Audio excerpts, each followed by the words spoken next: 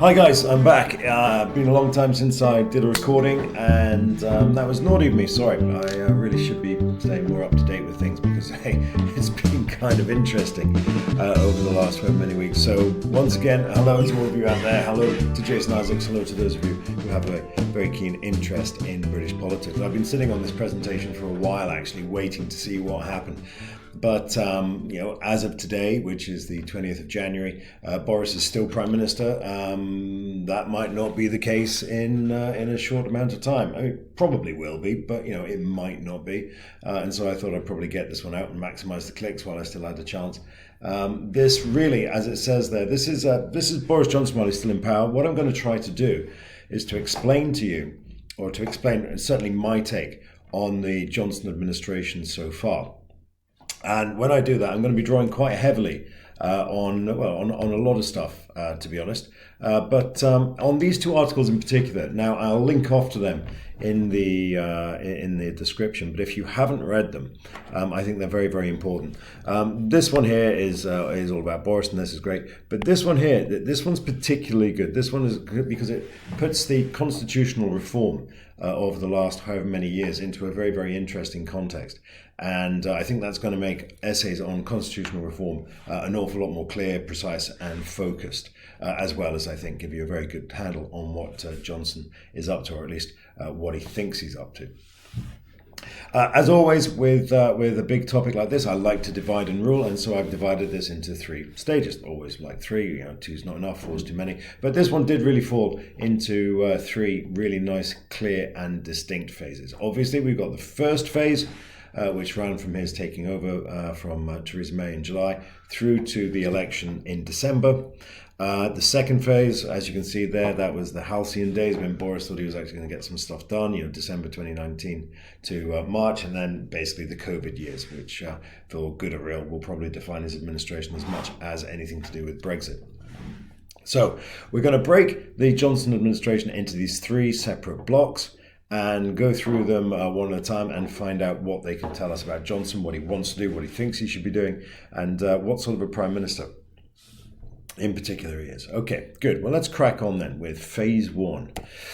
So this is what we see Johnson doing in phase 1. I'm going to move my little camera out of the way. We're going to pop up there. So it's pretty brutal. The question often comes up, to what extent are British Prime Ministers presidential? Well, this isn't presidential. This is a stage removed. Johnson came in and he decided that the way forward was to purge the party and establish unity. Now, that's not entirely unreasonable. Don't forget that Theresa May's administration was pandemonium because she was trying to find some sort of common ground between Brexit and Remain, and that was never going to happen.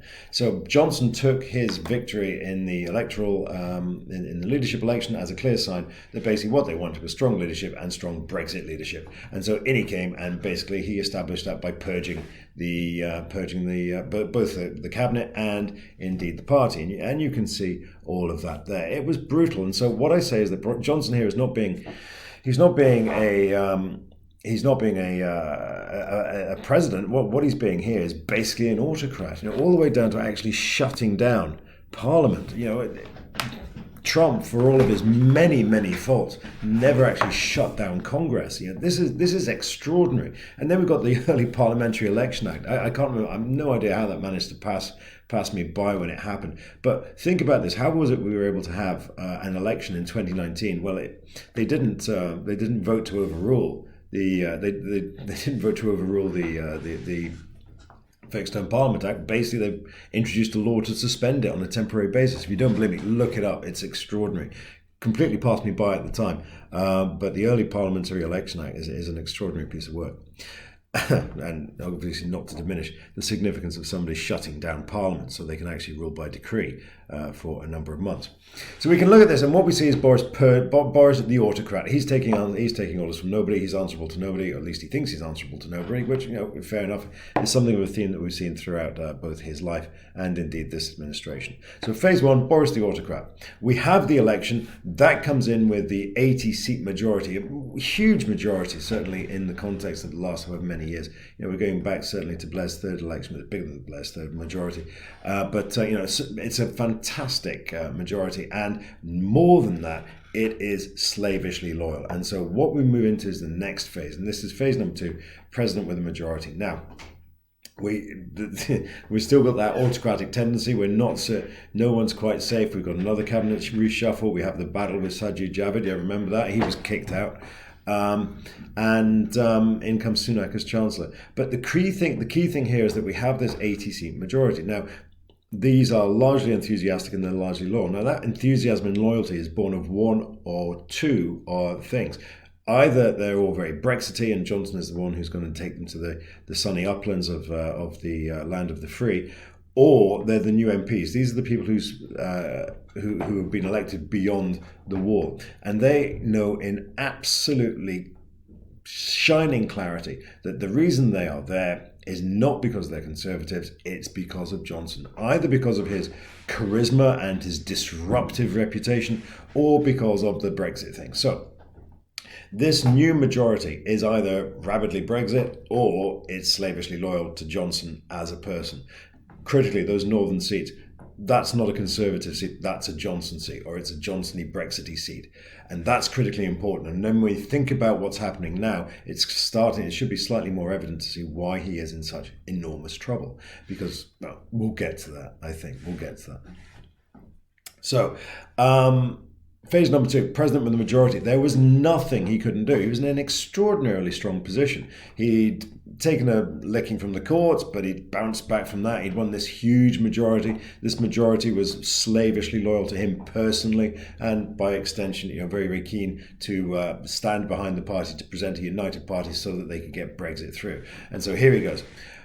This brings us to the second thing, and this is very, very, very important: restoring executive power. Johnson and the Conservatives, as a rule, do not like to be told what to do by anybody. And if you look at the program of constitutional reform since the Blair administration, what we've generally seen, or if you wanted to categorize that overall, what you see is an unpicking of executive power. Right from the top, right from the changing of the House of Lords, that's only going to make the House of Lords more assertive. Devolution is going to reduce the ability of the Prime Minister to rule over the sceptred isle, because of course you've got those regions of autonomy. The Human Rights Act, well, that's pretty obvious. The Constitutional Reform Act, the independent Supreme Court, well, always was independent, now increasingly assertive, Supreme Court. The vote on military action. All of these things, all of the reform since 1997 can be seen as a way of trying to reel in executive power, a power-crazed executive. Now, this is explored beautifully in that Economist article. And for those of you who are looking at a question on the Constitution, particularly constitutional reform, it's absolutely brilliant. It answers any question you've got on constitutional reform. And if you see Johnson's administration, particularly in this phase 2, the president with the majority, he starts to move along those lines. And of course, the first thing that's in his sights is the Supreme Court. And he starts to talk about, taking on the courts. And in the end, the judicial review Review of Judicial Review Bill, a really strange name. They came out in 2020. It was a bit of a damp squib. Well, not a damp squib, for anyone who thought he was going to take on the courts. But actually, it was a fairly measured and sensible piece of legislation, which again really upset some of the loyalists. But I'm getting distracted and I'm heading into the weeds. Johnson's program here was Brexit, yes, but also restoring executive power, unwinding the chains that had been put on the executive by the Blair administration, the Cameron administration, and even the Blair administration, the Brown administration, and even the Cameron administration. If you look at the Fixed Term Parliament Act and.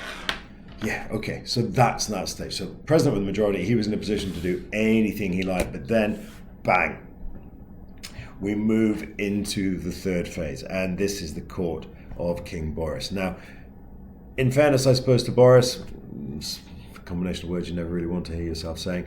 In fairness to Boris, nobody could really have seen what was around the corner, and in Brexit, things just completely fell apart. When we look at the way in which the government handled Brexit, I think the report is, and so we've seen this from various select committees, that they mishandled it terribly. And what we see is a large number of pronouncements, a large number of policies being announced on the hoof, only very, very quickly to be retracted or dialed down or just completely forgotten about. So you can see all of those things there. The government was just basically winging it. Now, that's not going to help you answer a question here. But what we have is a situation where Boris was in charge. Yes, he was. He was the president, but he was not in charge of the details. That was being left to his minions. And so what his minions were trying to do was trying to please him, because we had essentially this feudal system. And what you wanted to do, you had the spatial system of management. What you wanted to do was be as close to Boris, as close to power as possible. So the decisions that were being made, whether it was lockdown, not lockdown, whether it's free school meals or not free school meals, whether it was exams, what these ministers were doing, they were making decisions on their own, hoping to impress Boris with them. Again, it's beautifully explained in that Spectator article. And at no point were they being given any proper scrutiny or rigorous assessment. They were just being announced on the hoof, sometimes in press conferences, sometimes very rarely in Parliament, sometimes on the TV. And nowhere was this more evident than in the Owen Paterson affair. And this, I think, marked essentially the end of this balkanized, disorganized court. By which I mean that bit sort of got, and then it got rapidly worse afterwards. Because when we've got Owen Paterson, we've got this idea that one of the Conservatives' own is about to get thrown under the bus. So Johnson and his minions decide, no, we've got to save him, and so the message goes down the tube to the Conservative faithful: we have to save Owen Paterson. Now, they weren't happy about this. If you remember this at the time, they were absolutely livid. But they did it. They did it because they were being asked by Johnson, who was the winner of seats in the North, who was the deliverer of Brexit. He was being asked to do this. And so a lot of MPs swallowed their personal distaste, their enmity, all of the horrible things they were feeling. And they did it.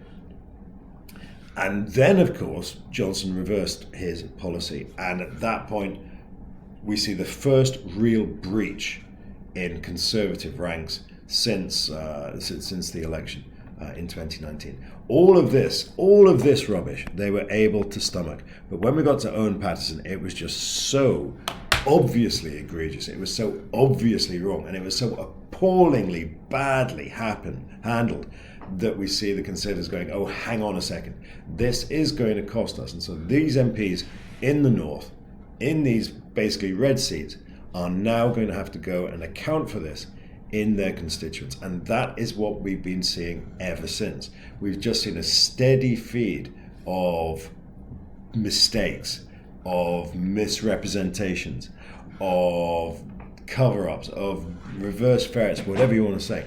And all the while this is happening, those MPs on the outskirts, those MPs who know that their seats are hanging by a thread because they were voted in by Boris, and Boris's currency is basically diminishing very, very rapidly, devaluing incredibly fast. They have to make a decision, what's worse, to stay with Boris or to get rid of Boris. So, what is Johnson's preferred pro-ministerial model? Well, as I said, we've got these three parts, and we're going to get into the chaos later. But up to the first election, we would describe that as autocratic. We then move into a brief presidential phase, and then after that, we get this court politics, autocracy, again, disorganized and balkanized, which is an absolute shambles. And of course, it's just got worse since then. Does it mean that Boris is doomed? Well, I'm going to look at that in my next video, which I'll do in the next few days when things have perhaps moved a little bit. But what I want to get across right now, this all comes back to this idea of the wobbly tower of power. Now, you might remember this from my video on presidential prime ministers. It's critically important. When the prime minister has everything lined up behind him, he or she is basically king of the world. When the Prime Minister has a supportive cabinet, he controls the executive. When he has a strong, compliant majority in the House of Commons, then he controls the party. When he controls the House of Commons, he controls the Parliament. Now, When all of those are lined up, and just think about Boris there in that lovely little period for him between December and January, when he had an 80-seat majority, they were all slavishly loyal, he purged cabinet, there was nothing he couldn't do. He was in a position to take on the courts, to take on all that constitutional reform, and to deliver Brexit. Problem is, any one of those things goes, and it can all very, very quickly go very, very sideways. So, when challenged, anything can go. The Prime Minister has no intrinsic authority. All of the Prime Minister's authority is entirely derived. It's entirely contingent on the support of Parliament, on the support of cabinet party, support of cabinet government, and the support of the support of cabinet. Sorry. Now, any one of those goes, and then the Prime Minister hasn't got a choice. He has to go. So I think with Johnson right now, what we've got to be thinking about is this is going to end at some point. Which is going to go first? Is it going to be the cabinet or is it going to be the party? Now, when we go back and we look at the historical record, as they said, there's only one Prime Minister in the last 20 years who left office because he lost an election, and of course that was Brown. When we look at Theresa May basically was told to go by cabinet. The cabinet fell apart, party fell apart, the whole thing fell apart, and she had no choice but to leave. Cameron obviously left of his own volition. He resigned. Brown lost an election, but this is where it gets interesting. Why did Tony Blair leave? Well, Tony Blair left office not because the party fell away. The party still knew that he was the election winner. They knew that Blair, not Brown, was going to win the next election. What caused Tony Blair to go was that the cabinet had enough of the TBGBs, and to be honest, Blair had enough of it as well. So cabinet gradually fell away from Blair, and you can see that report ebbing away in rows over Catholic adoption and over school places, silly stuff. I mean, this was the guy who took us into a war in a false prospectus, and he gets kicked out because of adoption laws. But that's the way it goes sometimes. Going back before then, we've got Major, who lost an election, which brings us to Thatcher. Why did Thatcher go? Well, Thatcher left because the party turned against her. The party knew that she was an electoral liability, and they'd had enough of her autocratic ways. Yes, Cabinet also decided it was time for her to go, but the party went first, and the Cabinet followed. So any one of these things can happen. The Cabinet can lose faith in the Prime Minister, as it did with Blair. The party can lose faith in the Prime Minister, as it did with Thatcher. Or both of them can basically go in the same time, as they did with May. Which of these is going to go first? It's going to be interesting. Right now, probably looks like it's party. Cabinet, well, who wants to take over this ship just before it hits the iceberg and sinks? Maybe we'll have an interim Prime Minister. Maybe they'll stick with Johnson until somebody better comes along. He can just absorb all of the negative energy, and it hasn't even started yet. We've got the cost of living increase to come. But anyway, I'll talk maybe a little bit more about that in my next video. I'll try to explain what's going on with pork pie and whether or not it's going to work. But these are crazy times. Anyway, I hope that helped. You know where I am if you want to ask me those questions. I look forward to fielding them. It's been a long time since I've spoken to you. Like and subscribe. If you like the thing, tell your friends, tell me. If you don't like it, then tell me that as well, and I'll see what I can do to make it better. But anyway, I hope that's helped. Remember, the Wobbly Tower of Power, Johnson in those 3 blocks, autocrat, president, chaos. There you go. It's dead easy. Take care all. Bye for now.